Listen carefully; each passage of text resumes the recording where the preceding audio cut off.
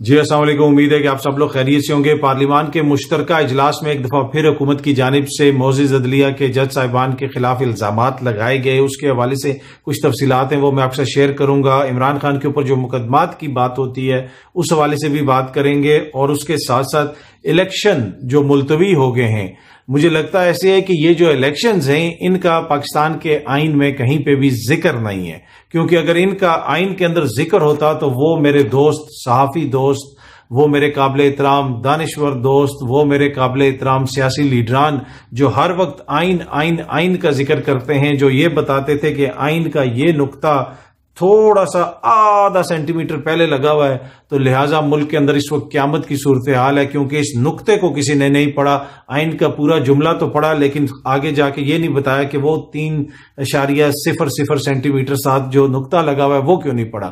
تو اس قسم کی قیامت برپا ہو جاتی تھی جب اس نقطے کو کوئی نظر انداز کر دیتا تھا آئین کے اندر۔ آئین کے میں لکھے ہوئے کسی لفظ کی بات نہیں میں کر رہا، لفظ تو آپ چھوڑ دیں نا، میں نقطے کی بات کر رہا ہوں۔ اگر وہ نقطہ نظر نہ آئے یا وہ کچھ اشاریہ سینٹی میٹر ادھر ادھر ہو جائے تو اس کے اوپر بھی وہ کہتے تھے کہ یہ نقطہ، آلدو کہ نقطہ تو نقطہ ہوتا ہے لیکن بڑی امپورٹنٹ نقطہ وہ اس لیے ہوتا ہے کیونکہ وہ آئین میں نقطہ تھا، وہ ادھر ادھر ہو جائے تو میرے دانشور اور صحافی دوست ایسی ٹویٹس کرتے تھے، ایسے کالم لکھتے تھے، ایسے پروگرام کرتے تھے، اور الیکشنز جو ملتوی کیے گئے ہیں الیکشن کمیشن آف پاکستان کی جانب سے، تو اب لگتا ایسے ہے کہ ان الیکشنز کا آئین کے اندر کوئی تعلق نہیں ہے، پاکستان کی جمہوریت سے الیکشنز کا کوئی تعلق نہیں ہے، 73 کے آئین میں الیکشنز کا کہیں پہ ذکر نہیں ہے، 90 روز کا کہیں پہ ذکر نہیں ہے، اور اب اس کی توجیہات پیش کی جا رہی ہیں کہ جناب نہیں یہ ہے تو وہ وجہ ہے تو وہ وجہ ہے، الیکشن کمیشن کے اختیارات بہت زیادہ ہیں،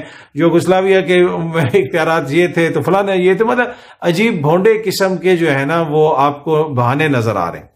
اچھا، اب بہت سارے لوگ یہ کہہ رہے ہیں کہ جناب دیکھیں عمران خان صاحب نے اسمبلیاں توڑ دی اور اب الیکشن بھی نہیں ہوں گے، اور ہم تو پہلے ہی کہہ رہے تھے کہ الیکشن نہیں ہوں گے اور اب الیکشن کمیشن نے بھی ملتوی کر دیے۔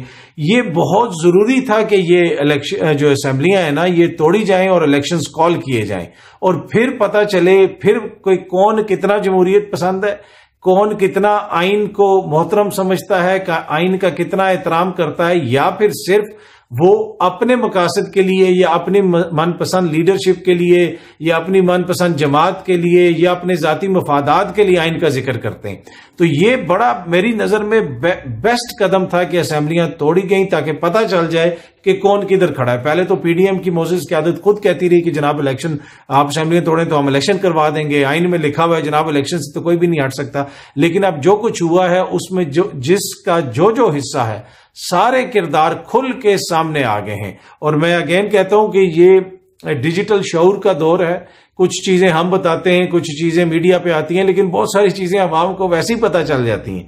تو اب سب کا کردار کھل کے سامنے آ گیا ہے کہ جناب کون کتنا حمایتی ہے آئین کا، کون کتنا بڑا چیمپئن ہے آئین کا، کون کتنا اینٹی کیا ہے، کون کتنا پرو کیا ہے، سارے اس میں ہر کسی کا کردار بالکل کھل کے واضح ہو گیا ہے۔ اور میں جو کہتا ہوں نا ڈیجیٹل شعور کا دور ہے، وہ اس لیے میں کہتا ہوں کہ یہ جو سارے کردار ہوتے ہیں ان میں سے 99% کردار ڈیجیٹل میڈیا کے اوپر ہی ایکسپوز ہو جاتے ہیں، جو اپنی ٹویٹس کے ذریعے اپنے بیانات کے ذریعے سامنے نظر آ جاتا ہے کہ سال پہلے انہوں نے کیا کہا، 1.5 سال پہلے کیا کہا، 2 سال پہلے کیا کہا، اور اب وہ اس حوالے سے کیا موقف رکھتے ہیں۔ تو یہ جو کچھ ہو رہا ہے اس وقت یہ بہت ضروری ہے تاکہ پتہ چلے کہ کون کدھر کھڑا ہے، کون آئین کے ساتھ کھڑا ہے، کون آئین کے ساتھ نہیں کھڑا۔ اب دیکھتے ہیں کہ معزز عدالت اس کے اوپر کیا لیتی ہے، کیا اس کے اوپر سٹینس لیتی ہے، کیا آگے مقدمہ کس طرح چلتا ہے، کوئی منصف گھر سے پیدل نکلتا ہے یا کیا ہوتا ہے، مطلب جو بھی ہوتا ہے تو ابھی پتہ چل جائے گا آنے والے دنوں کے اندر۔ لیکن معزز عدالت کے اوپر جو ہے حکومت کی جانب سے مسلسل دباؤ ڈالنے کے لیے ان کی کردار کشی کی جا رہی ہے، ججز کے نام لے کے ان کے اوپر حملے کیے جا رہے ہیں، اور ججز کی تصاویر لگائی جا رہی ہیں جلسوں کے اندر۔ کل بھی پارلیمنٹ کے اجلاس کے اندر جناب وہ ثاقب نثار صاحب کے پوسٹر چھپوا کے لائے ہوئے تھے۔ کیا مقصد تھا؟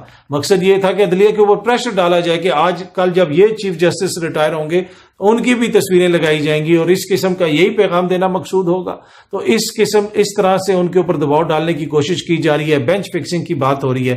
اب دیکھیں حکومت ہے, حکومت کے پاس اختیار ہے. وہاں پہ وزیر داخلہ جو ہے رانا ثناء اللہ صاحب نے پھر باتیں کی. حکومت کے دیگر جو معزز قائدین ہیں وہ بھی یہ کہتے رہتے ہیں ججز پہ الزامات لگا رہے ہیں. تو بھائی آپ ججز کے خلاف ریفرنس کیوں نہیں دائر کرتے؟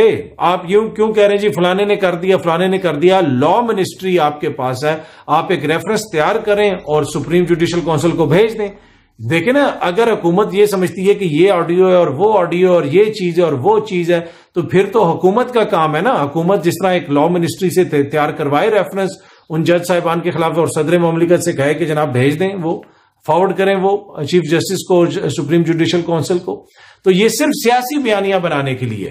ماضی میں قاضی فائز عیسیٰ کے خلاف حکومت نے بھیجا تھا نا ایک ریفرنس, ان کی جو خاندان کی جائیدادیں نکلی تھی باہر, اس کی کوئی منی ٹریل وغیرہ تو نہیں دی گئی, اس لیے کہ وہ کیس آگے چلا ہی نہیں. وہ آئین اور قانون کے مطابق معزز عدالت نے جو سمجھا صحیح اور اس کے مطابق فیصلہ وہ کیا اور وہ منوان اس کو ہم مانتے ہیں. اس فیصلے کے اندر بہت ساری چیزیں ہیں, اس پہ اعتراض ہو سکتا ہے کہ جناب کیوں نہیں منی ٹریل لی گئی, کیوں نہیں سپریم جوڈیشل کونسل میں وہ چلا آگے مقدمہ, پہلے ہی اس کو ختم کر دیا گیا, لیکن حکومت نے بھیجا تھا. تو اب بھی حکومت یہ سمجھتی ہے کہ اتنے ان کے پاس ثبوت ہیں کہ بالکل ثابت ہو جاتا ہے کہ ان جج صاحبان کے حوالے سے اس قسم کی چیزیں, تو پھر حکومت کو چاہیے کہ وہ بھیج دے, جا کے ان کو ریفرنس بھیجے اور دیکھے کہ پھر وہ آگے سے کیا مقدمہ چلتا ہے. تو اپنا مقدمہ تو پیش کرے نا. حکومت صرف بیان بازی کر رہی ہے, اس سے آپ اندازہ لگا سکتے ہیں کہ یہ سیاسی بیانیوں کی جنگ ہے, اس سے زیادہ یہ اور کچھ نہیں ہے. اچھا, ایک اور چیز جو بار بار ہوتی ہے کہ عمران خان پر کتنے مقدمات ہیں, یہ ہے وہ ہے. کل بھی ایک پروگرام کے اندر جو ہے یہ ذکر ہوا, ایک صحافی جو ہے وہ انہوں نے میرے ساتھ ہی بیٹھے ہوئے تھے اور وہ کہہ رہے تھے کہ جناب عمران خان پہ ٹوٹل 6 مقدمات ہیں. یہ غلط بیانی ہے, ٹوٹل 6 مقدمات ہیں. اگر اب آپ کو یاد ہو کہ عمران خان نے اس دن 9 مقدمات میں تو حفاظتی ضمانت کروائی تھی لاہور ہائی کورٹ سے, اور وہ جو معزز دوست ہیں حکومت والے وہی بار بار کہہ رہے تھے دیکھیں جناب کیسا انصاف ملا, 9 مقدمات میں جناب اس کو حفاظتی ضمانت مل گئی, اس میں سے 8 مقدمات دہشت گردی کے تھے. تو یہ کون سے صرف 6 مقدمات ہیں؟ یہ بالکل سراسر غلط بیانیاں ہے اور غلط بیانیاں بنانے کی کوشش ہے. اگین جو اس ڈیجیٹل دور میں عوامی شعور کی توہین کرنے کی کوشش ہے.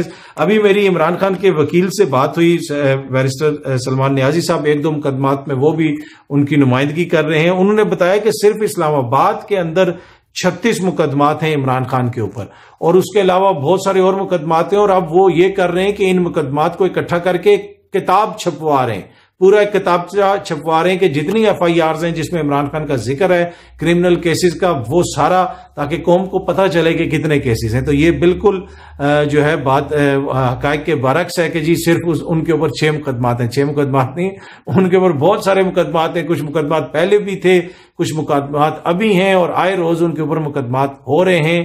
اور ان کی مکمل تفصیلات بھی جو ہے اب وہ ایک کتابچے کی شکل میں پوری ایک لسٹ شائع کی جائے گی تاکہ سب کو پتہ چل سکے کہ کتنے مقدمات ہیں. لیکن وہ درجنوں مقدمات ہیں, 6 مقدمات نہیں ہیں. باقی آپ الیکشن دیکھتے ہیں کہ سپریم کورٹ اس کے اوپر کیا کرتی ہے. آج تو چھٹی کا دن ہے اور آج عدالت بھی نہیں کھلی, اور میرے خیال میں اتنا اس میں ایمرجنسی ویسے بھی نہیں ہے, ابھی بہت دن ہیں. اور اس میں بار بار میں ہر جگہ پہ بیٹھ کے کہتا تھا جی الیکشنز تو ہوں گے, اس لیے کہ سپریم کورٹ نے کہہ دیا. اور بہت سارے دوست کہتے تھے کہ نہیں جی الیکشنز نہیں ہوں گے, الیکشنز نہیں ہوں گے, الیکشنز نہیں ہوں گے. بہت سارے دوست یہ کہتے تھے, اور وہ ان سے یہ کہلوانے کا مقصد ہی یہ تھا کہ تاکہ سب کو پتہ چل سکے کہ یہ کوئی ابھی آ کے کوئی مشاورت کے نتیجے میں یہ فیصلہ نہیں ہوا کہ جناب یہ نہیں ہے تو سیکیورٹی نہیں ہے تو وہ نہیں ہے.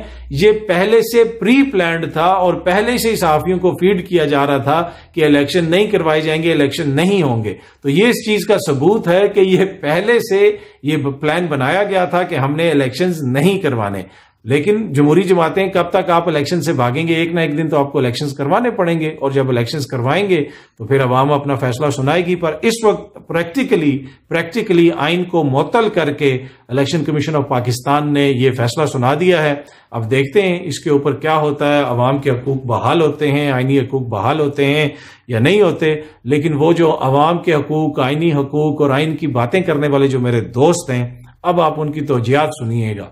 وہ ایسی آپ کو مثالیں دیں گے, ایسی آئین کی آپ کو شکیں سنائیں گے. لیکن یہ بہت اچھا ہوا جو کچھ بھی ہوا, تاکہ پتہ چل گیا کہ کون کتنا آئین پسند ہے، کون کتنا آئین شکن ہے، اور کون کتنا اینٹی عمران ہے، کون کتنا اینٹی اسٹیبلشمنٹ ہے، کون کتنا اینٹی عدلیہ ہے، کون کتنا اینٹی کیا ہے، سب کچھ کھل کے بالکل سامنے آ گیا۔ امید ہے کہ یہ ویڈیو آپ کو پسند آئی ہوگی۔ بہت جلدی آپ سے پھر ملاقات ہوگی۔ Thank you so much.